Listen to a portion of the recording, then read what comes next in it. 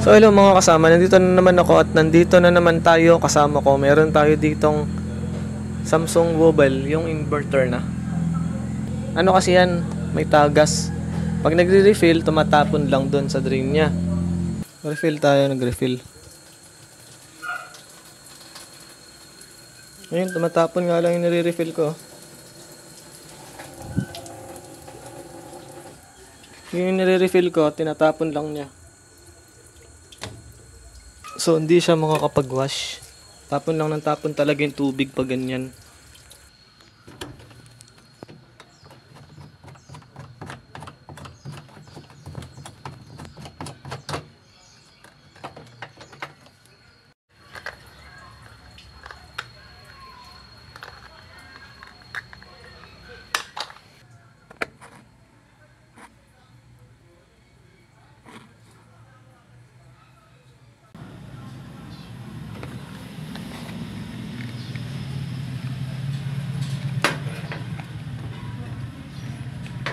Parang ang lambot ng spring nito. Hindi siya makakatulak ng maayos para mag-seal. Ayun. Palitan ko spring.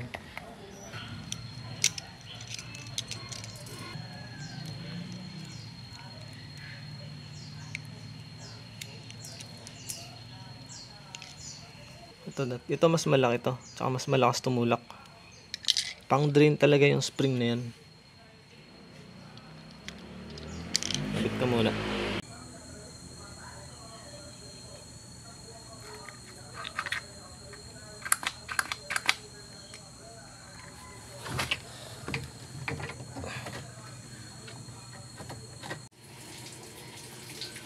So yan mga kasama, refill na tayo, refill. Yan siyang tagas guys.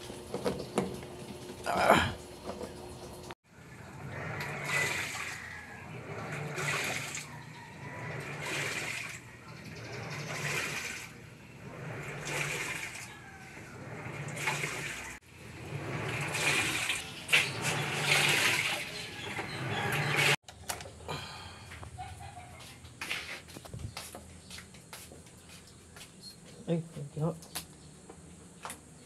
ayan, hello mga kasama, nandito na naman ako at nandito na naman tayo kasama ko. Meron dito Samsung, ayaw mag-power, nakasaksak na. Ito ilaw. Walang power. Pero guys, tingnan natin kung 12 volts, 5 volts yan.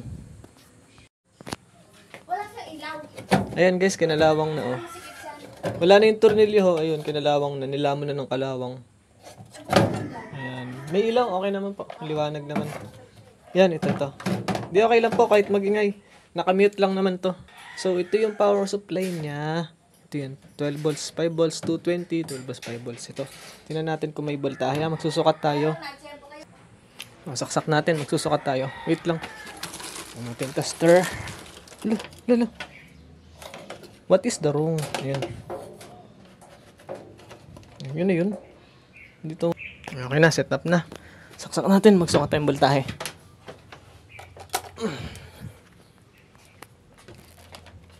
Game.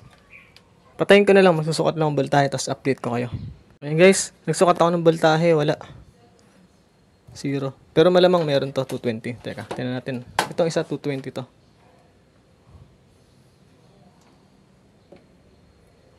Ayan. Oh, may supply. 230. Pero walang output. So, sira yung power supply natin. Gagawin natin, 12 volts, 5 volts tayo. Dating gawi. Tiba yun eh. Subok ko na yun. So, ito na. Yung 12 volts natin. 12 volts, 2 amperes. Gupit. 220 volts, pula. Ito yung 220 volts nyo.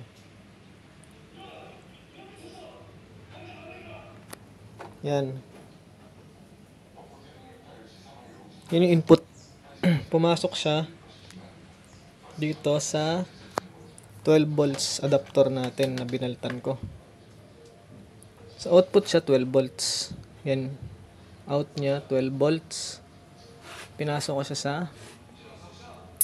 board ng merong 7805 IC. 7805 IC Pasok siya ng 12 volts. Yan, 12 volts. 12 volts yan. Nag-out siya ng 5 volts yung IC. Nag-out ng 5 volts. Ayan, 5 volts. So, meron na tayong 12 volts, red, black, and white 5 volts. Yan, sige, review natin. 220 volts, orange, red, red. 12 volts output kasi 12 volts yung ano natin. 12 volts output. Adapter, 12 volts output yan. Then, yung output niya, pasok siya dito. Kinuha ko lang yung board. 7805 yan. May IC. 7805 tapos capacitor. Tapos capacitor. Ngayon, nag-out siya ng itong pula, nag-out siya. Yan, pasok siya dito sa socket. 12 volts, white, 5 volts, pasok sa socket. Try natin kung may power na. May power na. Wait lang, i-drain natin. Sobrang daming tubig sa loob. Teka, cut.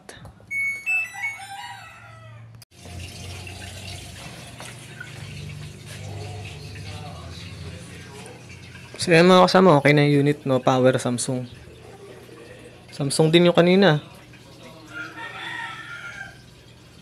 So nag-spin ako kasi andun na ng tubig eh. Puno na, tsaka madumi na. Medyo mabagal nga mag-spin eh. O kasi baka nakaganto dito. Ayan. Try natin kung mag-i-spin din.